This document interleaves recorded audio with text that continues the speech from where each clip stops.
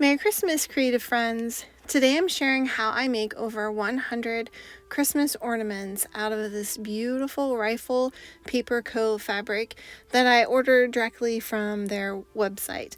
What's so lovely about this ornament is that it combines watercolor with hand embroidery. This is tiny art and it is so enjoyable to make. I'm using my scrap watercolor discards from my card making to clip tiny 1" by 1" watercolor sheets. I always have a bunch of these scraps on hand because this is the size of the sheet that is left over after I cut my 4" by 6" cards from my standard watercolor sheets. So I'm happy to keep them and find a use for them.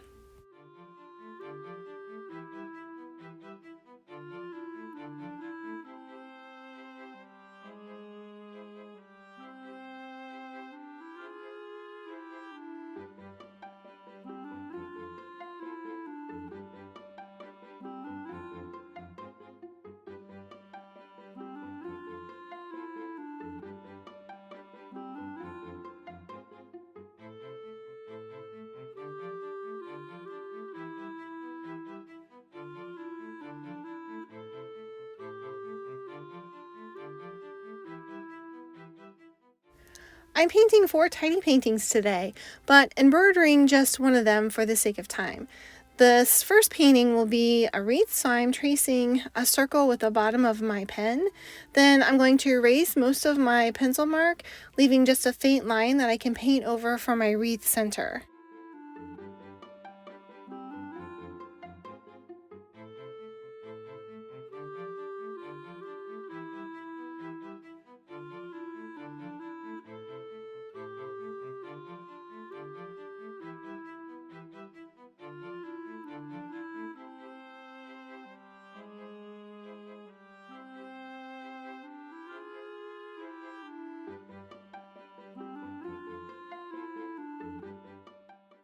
I'm also going to pencil in the shape of a nativity and manger and erase those to leave a faint outline so that I can paint over it easier.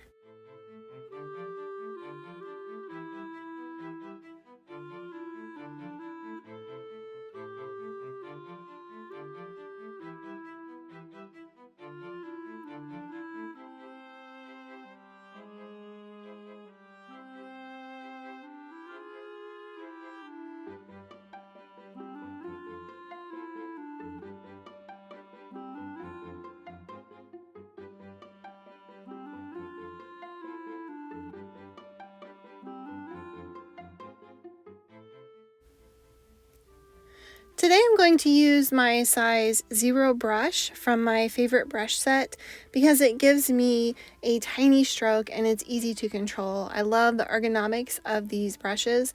They're listed in the description of this video with my supply list if you're interested. I'm going to use a lovely sap green for most of my green painting today, and I'm going to start by painting this circle of my wreath, and then after I've gone around the entire circle here, I'm going to just gently dab some little leaves onto my circle. And to do that, you'll see here that I'm just going to gather some paint and then lay my bristles down and pull up slowly for each individual leaf.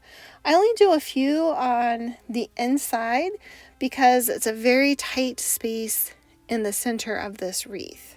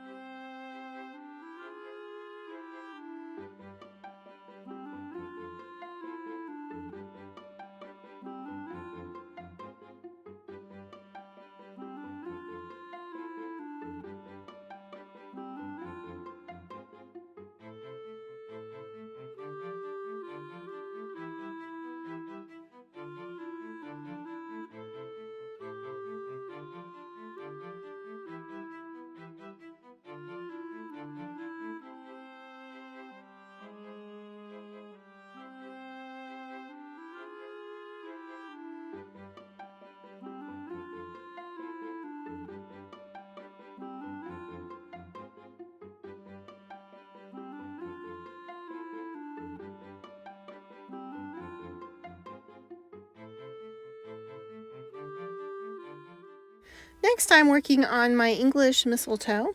They have red berries. These are super simple to make. You just start at the top of your tiny sheet and paint a thin line going down. As you get to the bottom, you press your bristles down and pull up into a leaf. It may take a few times of watching this part of the video over and over to get it down, but don't give up. This is a very satisfying stroke to learn. I do the same thing for each leaf on both sides.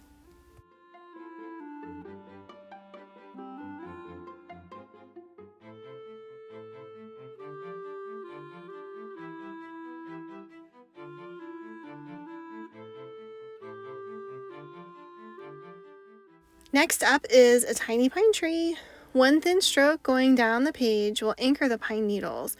I hold my brush loosely for these to keep them nice and thin, increasing the length as I go down using an upside down V shape.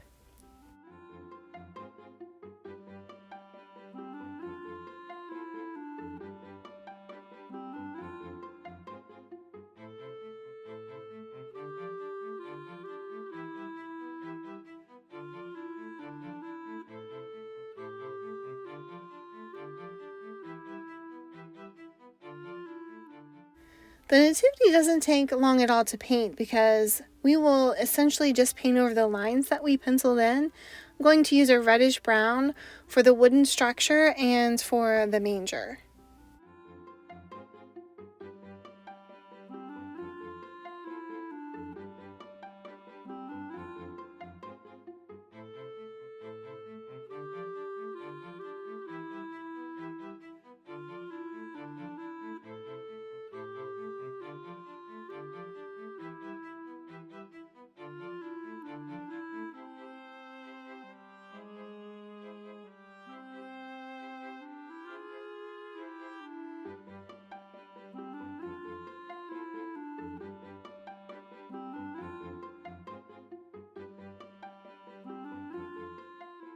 What's nice about painting multiple tiny paintings is that while you paint one, the others can be drying, so they're ready to paint next.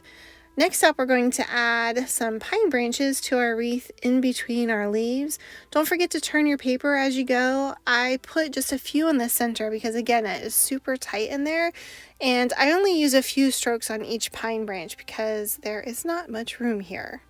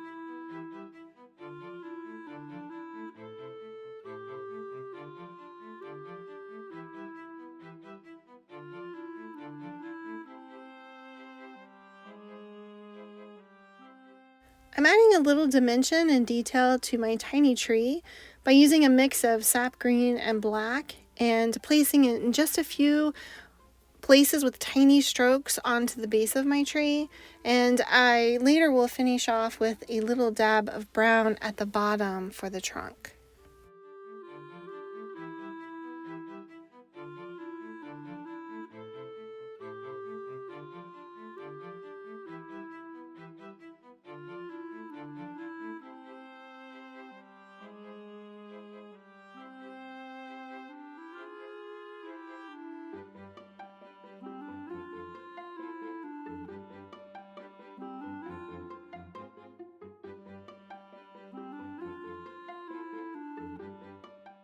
Now the fun part, adding some greenery to the stable structure. These are just little dabs of green going up then down the roof line.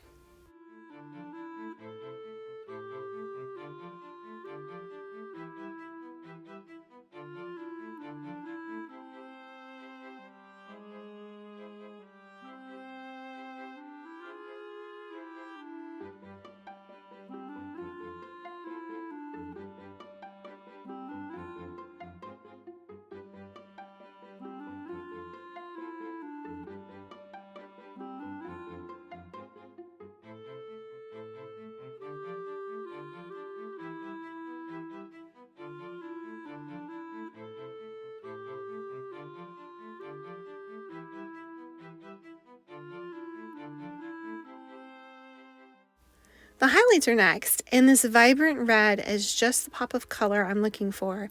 I'm adding tiny berries to my mistletoe.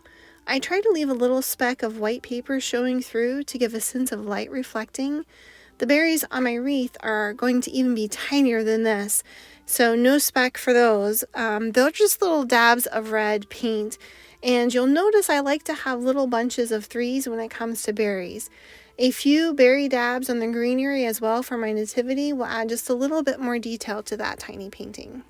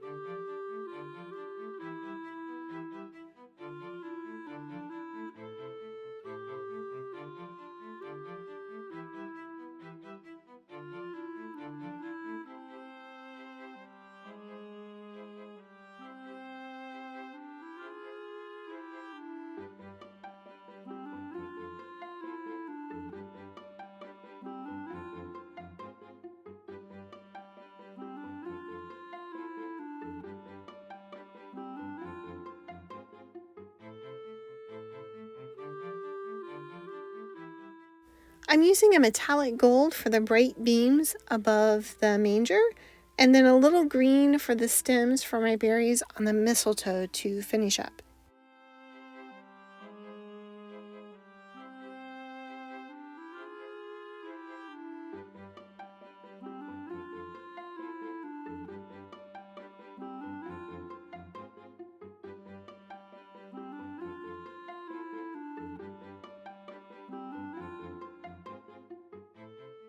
Finally, it's time for the little sweet bow on the mistletoe, 2 loops, and some dangly ribbon.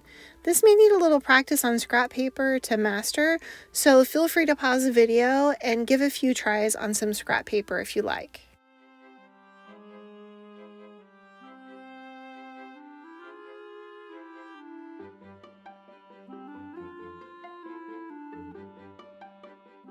I've decided to use this happy winter scene on this fabric here. There are so many little playful vignettes all over this, and my tree will fit in nicely all over this fabric actually. So as I unravel it, I'm starting to see that I really like that ice skater girl. So I think I'm going to see how my hoop looks around this fabric here and there, and I think I'm going to find a spot for her, but I don't want to cut in the center of the fabric, so I'm going to look for a space kind of on the edge.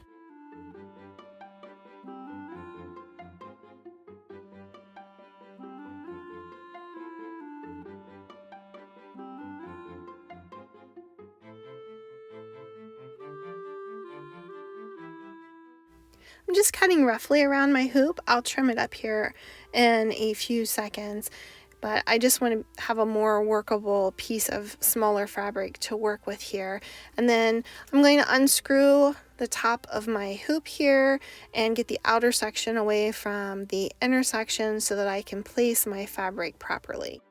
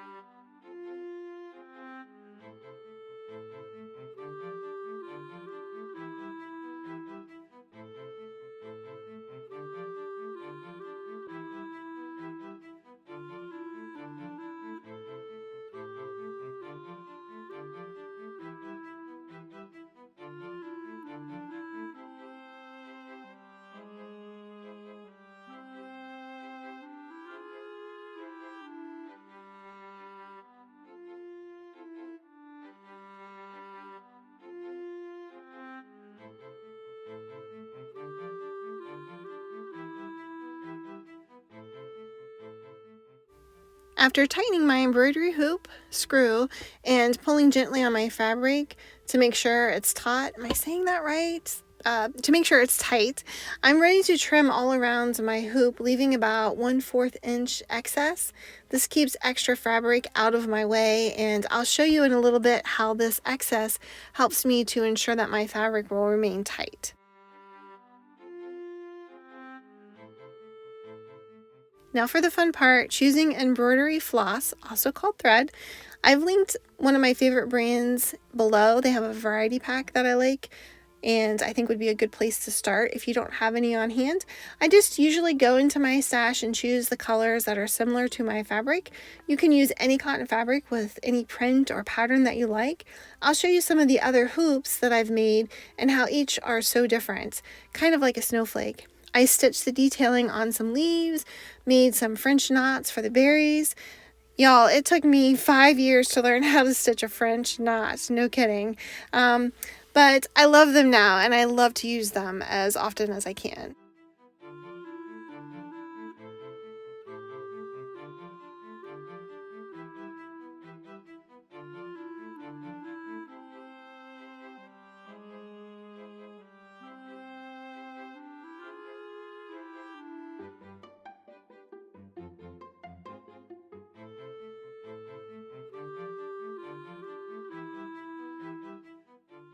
I'm generally using just 2 to 6 strands for most of my stitching. A good way to have a workable length is to measure your floss or thread to be the length between the tip of your longest finger and your elbow. I love working with embroidery thread because a little goes a long way.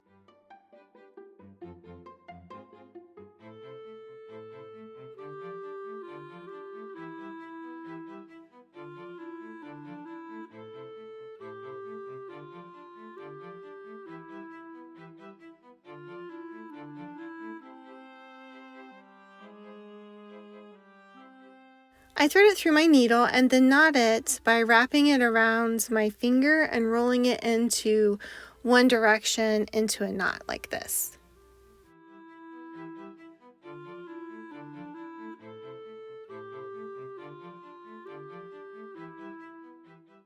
I love this part because it's essentially coloring with thread.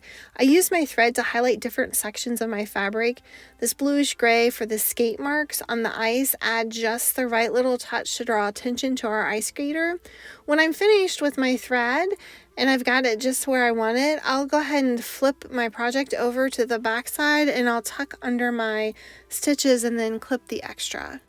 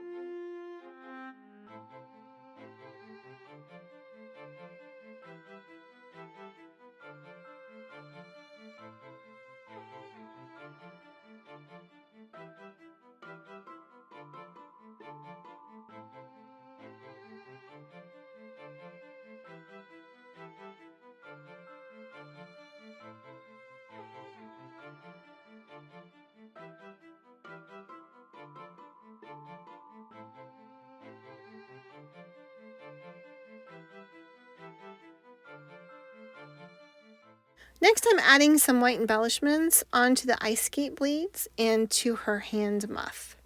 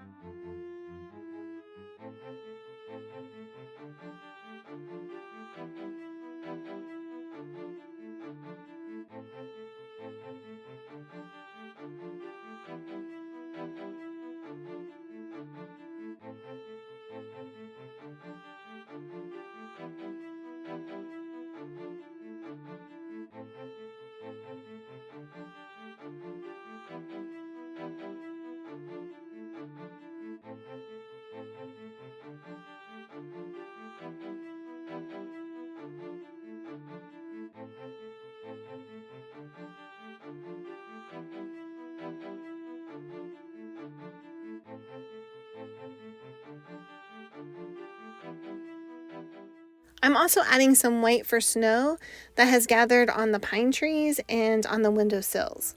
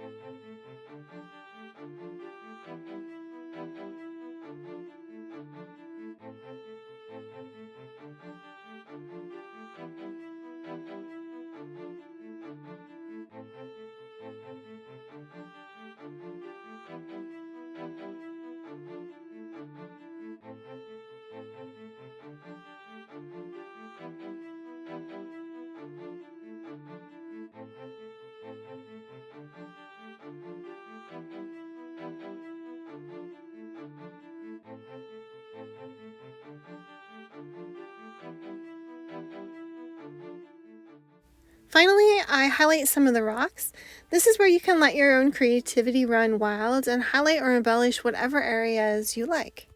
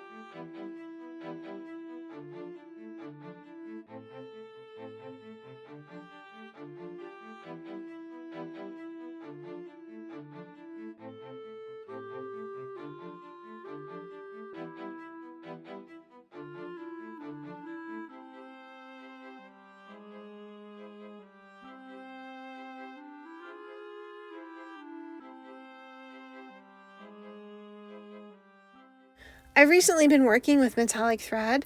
It's a little trickier to work with. It gets a little squirrely at times, but if you go slow and have some patience, it is so beautiful to add as a kind of shiny or shimmery element to your piece.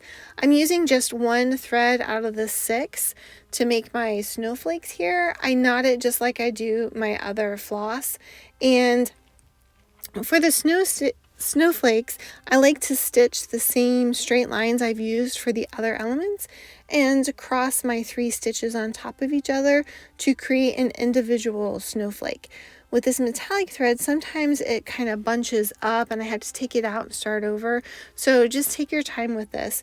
It's a little more delicate and has a tendency to bunch up.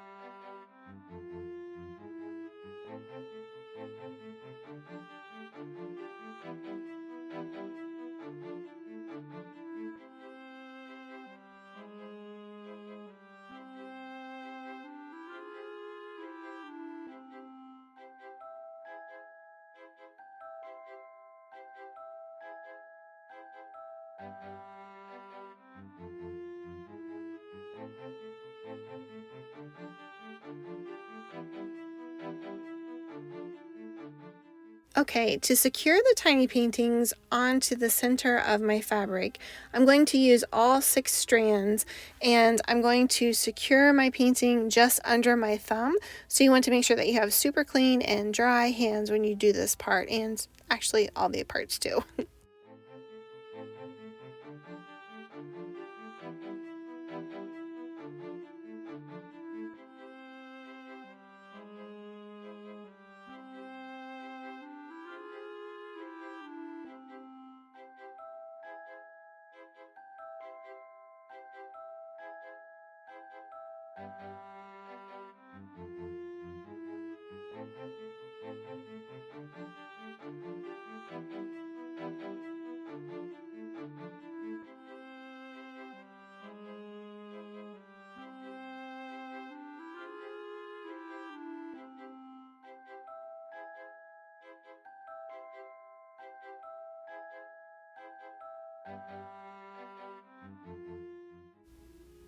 I'm going to work with just one corner at a time until I've covered all of the corners, and I just go slowly around, making sure that I'm not jerking the thread through or being too gruff with my floss.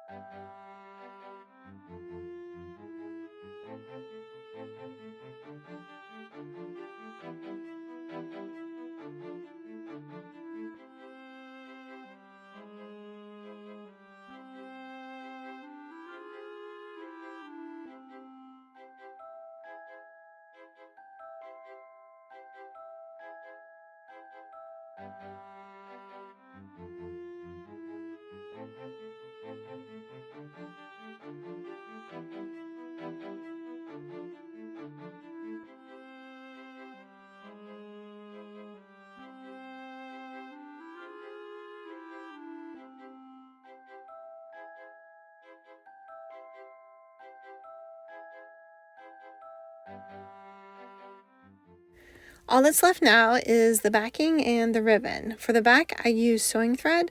I tend to stick to lighter thread so it doesn't show through, and I like to double it up and knot it. And then I will turn my project over, and you can see here how I make sure that everything stays nice and tight. It's always a good idea to make sure that your screw is tight and your fabric is also taut just one more time. And this is actually my favorite way to make sure the fabric won't move or get loose later on.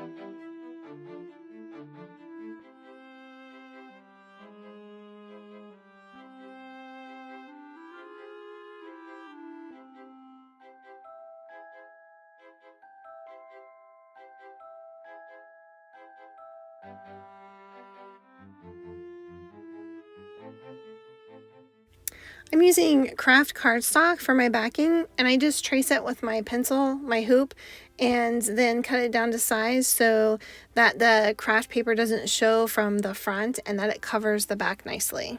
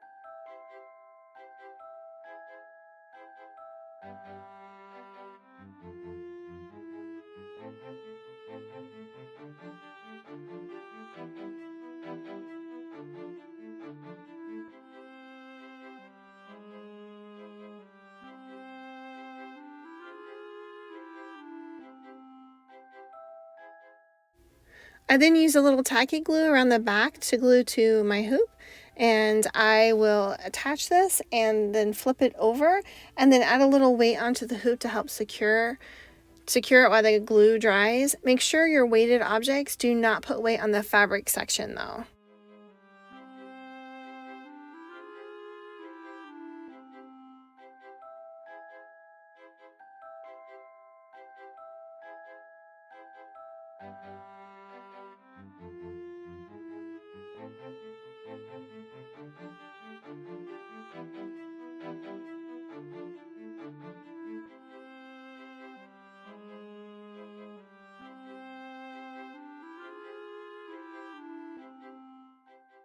Now for the final touch, a little ribbon.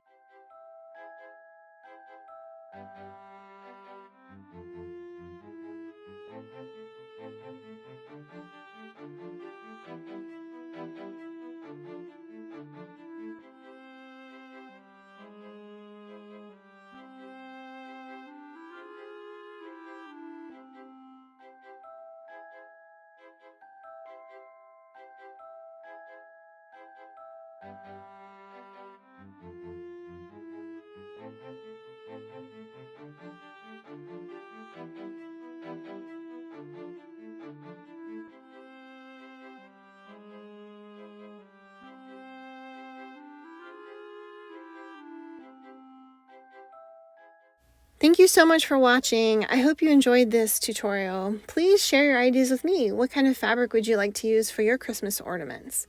Also, if you'd like to check out my other tutorials, I recommend these two.